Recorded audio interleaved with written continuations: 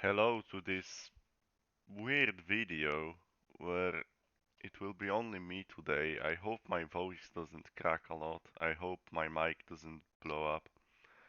But in this video, I will kind of guide you to the summer break changes so some people won't be confused when they see new races. So in this video, we will discuss four main things. The most important thing are rule changes, then driver transfers, then some announcement, a quite big announcement in the Discord channel in for season 5, and then some weird stuff like reminders and news, some little less important details. So moving on to rule changes, we have three uh, kind of important rule changes coming now in the summer break. First of all, we will change the F1 qualifying format. If you saw the last race, you will know about that. If you're following the Discord, you will know about that. But from the next F1 race, we will change the qualifying and the race lengths. So qualifying will be split in three separate sessions, Q1, Q2 and Q3. It basically works like in F1. Five slowest drivers are eliminated, they're going to the grid, then the 15 go out in Q2, then 10 in Q3. You know that from F1. Quali 1 lasts for 12 minutes, Quali 2 for 10, and Quali 3 for 8 minutes. Because of that, the quality rounds will get longer, we'll have to increase the race length. So because of that, we are uh, extending the race length from 105 kilometers to 130. The detailed laps are on the Discord channels. It will be too long to explain them all. Uh, yeah. Next, non-F2 TP driver rule is removed. That means an F2 team principal can drive for his own team from now. And announcement for season 5: any F3, this F3 champion and the previous F3 champions can race in IndyCar, meaning it's like a stock championship with F1. From the beginning of the next season, all past and current F3 champions can race at this category, or as it will become IndyCar. Moving on to the driver transfers, the thing I think most of the people will be interested about. There's only one change in F1 for 619. Seafoam left the team, he joined DMS in F2. Uh, he basically swapped positions with Felipe Drugovich, who is making his F1 debut at the next race of the season with number 82, and his contract lasts until the end of season 5. So 619 for sure hopes that he will bring some most valuable points to fight against Dodge. Moving on to F2, there are a lot of changes in F2. First one is DMS. As I said, Drogovic is going to F1, but uh, Tobias Leclerc has been kicked out of the team mid-season. That means two new drivers will race in DMS, and these seats will be Average Human, who is coming back to F2 after a half of a season break, and Seafoam, who went here from 619. Next, Maserati. Muted left the team at mid-season, leaving the server unfortunately. His seat is taken by F3 driver Hupov, who is returning to F2 after being demoted by Braun at the end of season 3. I think his contract is also up to the end of season 5. Now Dodge. Both drivers changed at Dodge at the mid-season. Rico left the team, decided to retire. Felito Massa kind of left the team but then came back. It was very complicated. I will say that with when Rothmans in F3 arrives. Both the seats are taken by current F3 driver standings leader Kai Deco and his teammate, who is also second in the standings, Wide Signs. I would say this is probably the most important deal of the mid-season. Uh, we don't know how it will affect F3. I mean, it's now known that both these drivers won't win it, and they were, well, the closest to win. Uh, but I really hope it doesn't hurt UJ and what's his team? I don't know. His team, F3 team, Alfandretti match. But for Dodge, I would be really happy with these signings. They will sure bring a lot of points to the team. Now, Alfandretti, F3. Kai Deco and Sainz left the team for Dodge, as I already said that, and Lofi will be partnered by two rookies in the championship, Erland H from Norway and Mondeo from Turkey. Uh, Personally, I'm very happy with that. I really like when new rookies are signed. I really like new people in the championship.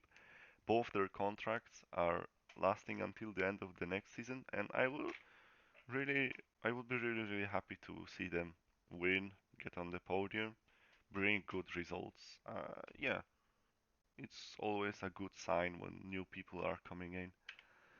Moving on to Rothmans, Derek Warwick left the team and joined Braun after Hupov left for Maserati. That means Felito Massa decided after long negotiations to join Rothmans Rookie Racing F3 for this and the next season. I wouldn't be so happy about that, but well, that's what he did. He will be racing in F3 now, being the first of two drivers along with Drugovic to race in all three categories. That's kind of interesting. Now Braun F3. After Hupov got signed for Maserati in F2, Derek Warwick decided to switch teams from Rothmans to Braun and joined the team to partner Kubica and Enesco. Now, the sad part is that this contract is signed until the end of the season, this season. So Warwick got half a season left in Braun, and after this, it's really unknown when he will go. I'm most likely sure he wouldn't be happy driving in F3. Well, we will see about that. I hope he finds some future, but if he wants F2, then I don't really have good info for him. Charuz, Jendrik Baum retired at the mid-season, which means that Sergei Sirotkin, the team's principal, is stepping into his seat and he will race for his own team until the remainder of the season. And he will stay here until the end of season 5. Now, a very big announcement regarding the next season is that a new IndyCar calendar, we hope this will be a calendar that will be in every season, is announced by UJ2K after a lot of testing from both me and him. It will consist of 9 rounds, 2 races each. The first race's grid will be set by a 10-minute quali session. The second race's grid will be set by the first race's results reversed, excluding DNFs. This is a big change, so DNF people won't gain a lot like in F3 now. Uh, Most rounds are track rounds with additional ovals in between. We really tried to look for good ovals, but most of them were really disappointing, so there's only a few, like 5 or 6. We tried to arrange it so there will be quali on track, then oval, then track, then oval. So it's more, uh, well, it's more flexible, more people get a chance. Oval qualies are really close and really interesting, so we hope to see them being a key changer, a big change in the season. Now, additional news. Reminder to all the team principals, there is a development freeze until the end of the summer break. Upgrades will be opened after the next race of F1 takes place. I don't really remember what's that round, I think Belgium or something like that, but after the F1 race finishes, the upgrades are opened. Uh, Also, regarding the transfer window for driver, it's open until the end of the season. Even in the winter break, it's open. So you got some time to sign the drivers. until the end of the season.